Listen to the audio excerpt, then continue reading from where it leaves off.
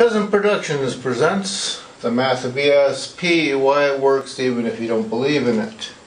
Okay, remember we're talking about the mindset, getting things together, kind of understanding how you are bombarded with illusions that you cannot accomplish anything in life, that you have to be a sheep, and how it's actually relatively easy to change that mindset.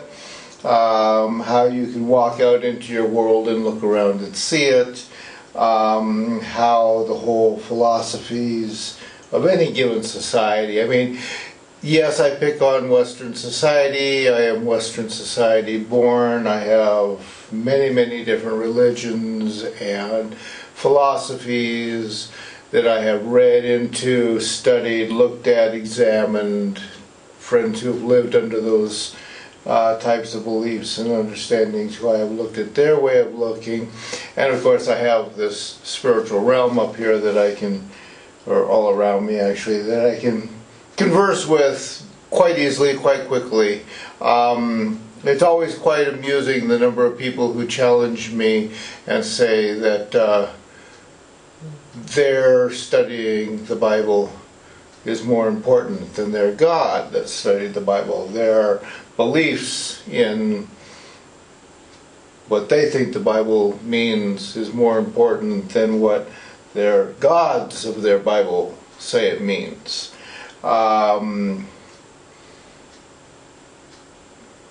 Obviously, you know, I mean, I don't really quite know what to say when you say that you and your opinion is more important than the God you believe in.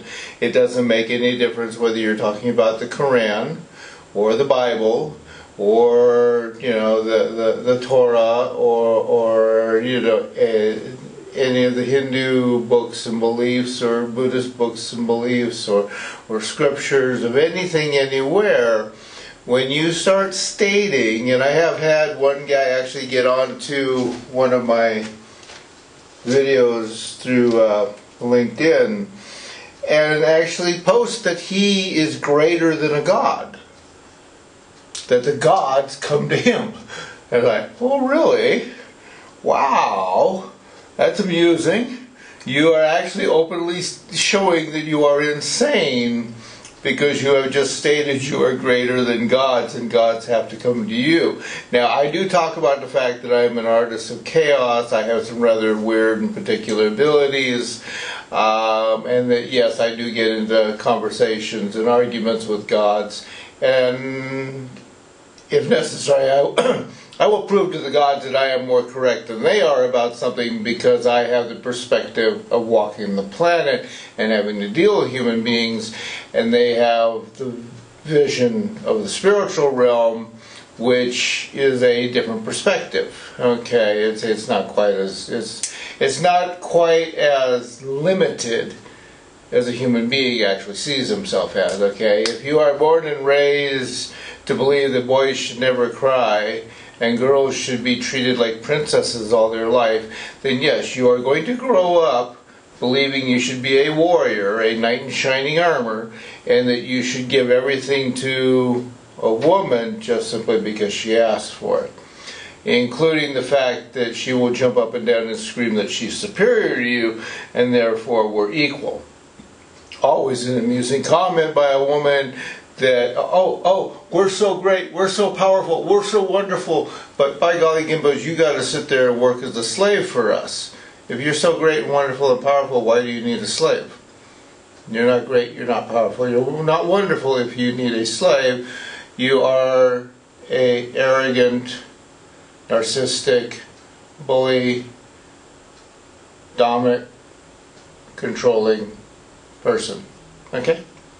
It doesn't matter. It's a Donald Trump. It's a wiener. It's the entire United States government right now. It's the entire United States militarized police forces that run around and they tell you that, oh, that guy waved his finger at us and we suddenly feared for our lives, so we had to shoot him. 1978, I was in the Los Angeles County Sheriff's Office, Sheriff's Department's instruction room, And I listened to the instructor state, and I quote this because it has always stuck with me. Never shoot to wound or stop. Always shoot to kill. You do not want that sucker getting back up. If anyone asks you, tell them that you feared for your life and you had to shoot, but you were only trying to shoot to stop him.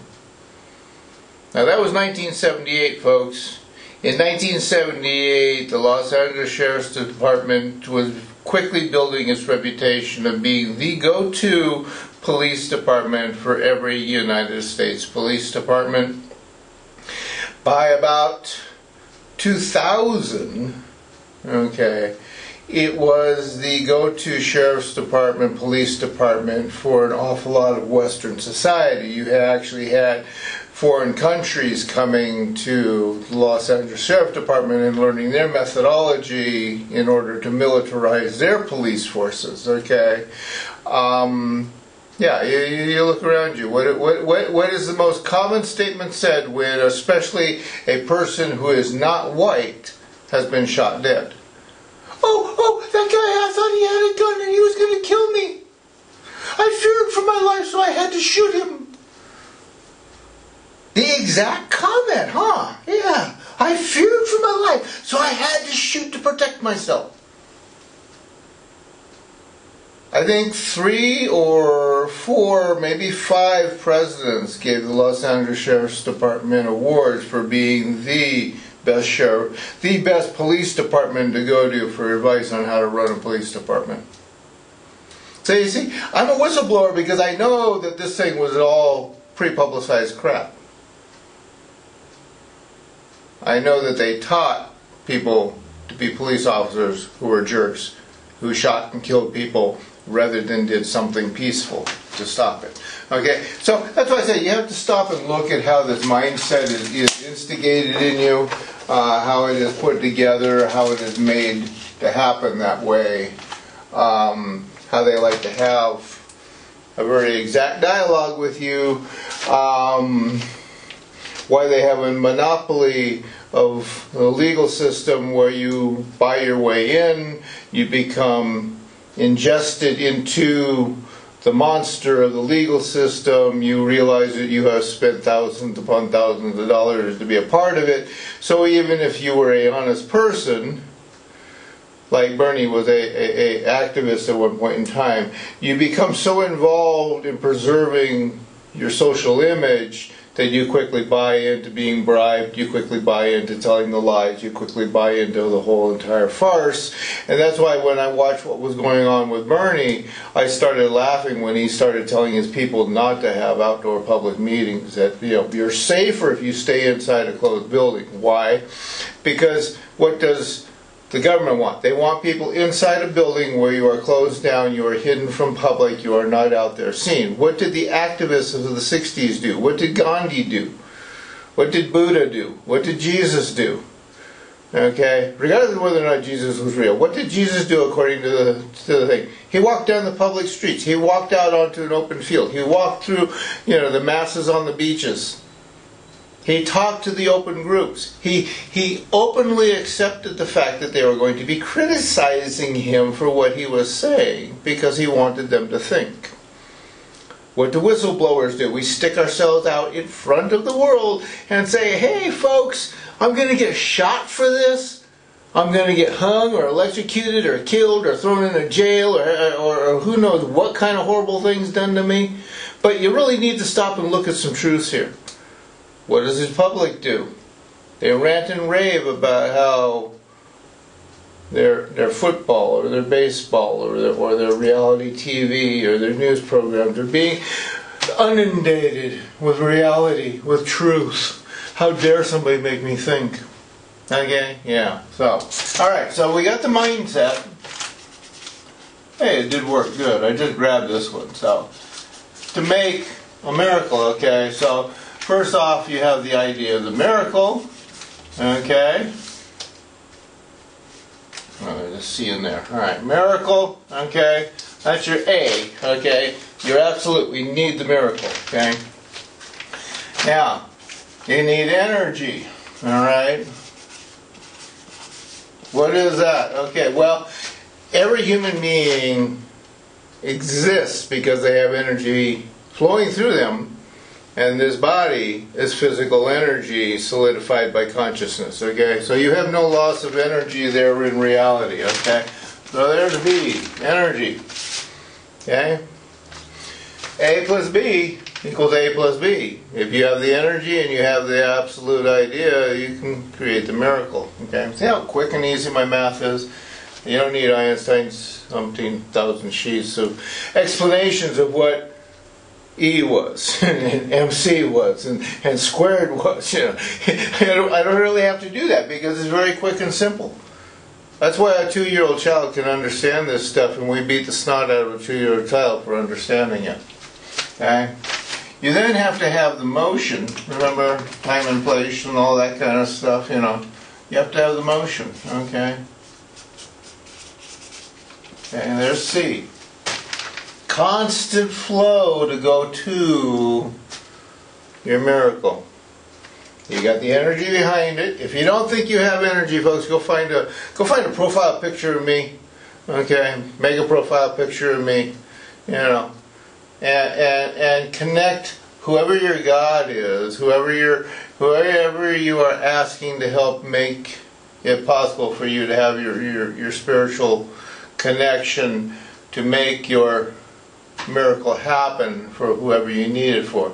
Have them connect to me and supply the energy necessary. I got no problem with that, okay?